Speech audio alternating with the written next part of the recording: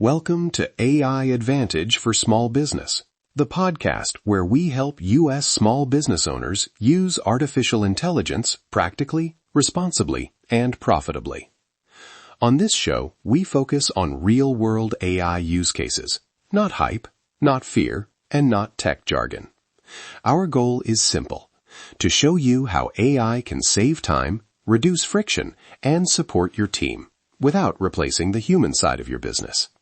Whether you're just getting started with AI or trying to make smarter decisions about tools and automation, you're in the right place.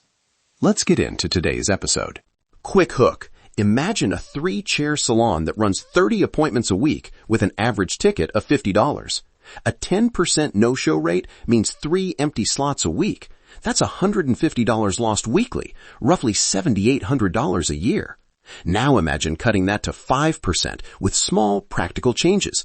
That's real money back in the bank and predictable schedules for your team. Promise, for the next 8 minutes, we'll show you how to predict who's likely to miss, craft human-first reminder flows that actually get responses, and change your operations so missed slots become recoverable revenue. By the end, you'll have message templates, a 1-week pilot plan, and the math to justify trying this out.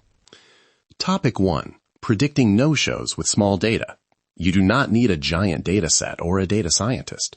Start with the fields you already have. Appointment lead time, how far in advance it was booked, booking channel, online versus phone, client history, past no-shows, payment status, prepaid or card on file, confirmation response history, and basic context like weather or local events. Simple rules first. Flag appointments booked less than 24 hours out, clients with 1 or more prior no-shows, and appointments without a payment or card on file. Combine those into a 3-level risk score: low, medium, high. For a lightweight model, logistic regression or a decision tree trained on 500 to 2,000 rows will usually beat guesswork and is easy to interpret. Here's a 1-sheet checklist you can use. 1. Export 12 weeks of appointments and mark no-shows. 2. Create columns for lead time, booking channel, prior no-shows, payment status, and confirmation response. 3. Test simple rules and calculate precision for the high-risk bin. 4. If precision is above 60%, automate extra reminders for that bin. Otherwise, keep human review. That keeps the tech conservative and safe. Important privacy note. Anonymize any exported data if you're sending it to a third-party tool, and document retention and opt-out options for customers. Use opt-in where possible, and keep the scoring logic internal until you're confident. Topic 2. Human-first reminder flows. Timing matters more than fancy language. A tested flow looks like this: an email at booking with clear cancellation instructions, an SMS 72 hours before with a confirmation link, an SMS 24 hours before asking for reply to confirm, and a short 90-minute pre-appointment SMS with a quick reschedule link. Reserve phone calls for high-value or high-risk clients. 3 message scripts you can copy. 1. Friendly booking confirmation. Email.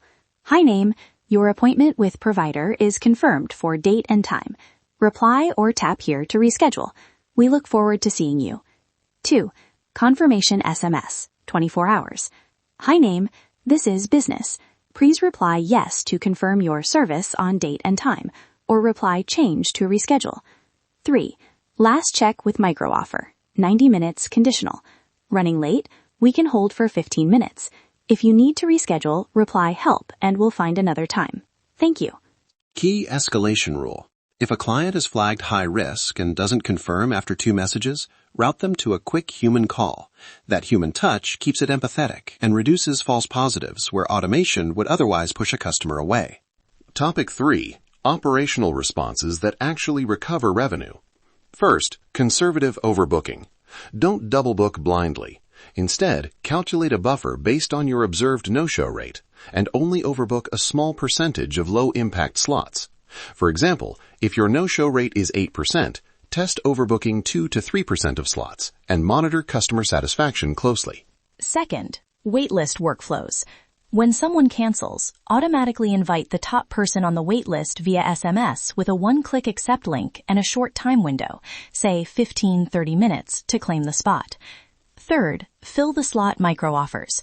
Simple discounts or add-ons for same-day fills, used sparingly so they don't condition customers to wait for discounts. Staff safeguards. Cap the number of overbooked slots a staff member can accept in a day. Require manager approval for any double booking when high-value clients are involved, and track staff satisfaction with an anonymous weekly pulse. These steps protect your team and prevent burnout. Now, a rapid 7-day pilot you can run this week. Day 1, export 12 weeks of appointment data into Google Sheets and label no-shows. Day 2, run the one-sheet checklist and identify simple rule flags. Day 3, pick your message templates and set up automated reminders in your scheduler or an SMS tool. Day 4, score upcoming appointments with your rule set and tag high-risk ones. Day 5, start the reminder flow for that tagged group. Day 6, open a single waitlist and test one micro-offer for same-day fills. Day 7, review 3 metrics and decide next steps. 3 metrics to watch: no-show rate, fill rate for freed slots, and customer response rate to confirmations. Tools that work well for small businesses: your existing calendar, Google Calendar or Square Appointments, Simple Texting or Twilio for SMS, Zapier for light automation, and Google Sheets for scoring. Cheap and fast. Let's talk trade-offs. ROI first. Imagine your salon example. 30 appointments per week at $50. If you cut no-shows from 10% to 5%, that saves about 3 appointments a month, roughly $7,800 a year. A basic SMS tool and scheduler tweaks might cost $300 to $1,000 a year, so the payback is fast. The right question is, how conservative is your pilot, and how confident are you in the precision of your high-risk tag? Staff buy-in matters as much as math. Bring your team into the script writing. Let them tweak language so reminders sound like your business.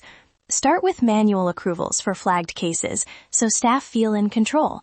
If you show early wins and keep the human touch, most teams will welcome the relief of fewer surprise empty chairs. Recap. 1. Predict using simple rules and conservative scoring. 2. Use human-first reminder flows with clear confirmation actions. 3. Operate with safe overbooking, wait lists, and micro-offers, and protect staff with hard caps. Use AI to support people, not replace them. If you want the exact templates, the one-sheet checklist, and the 7-day pilot checklist, visit our website and download the free kit.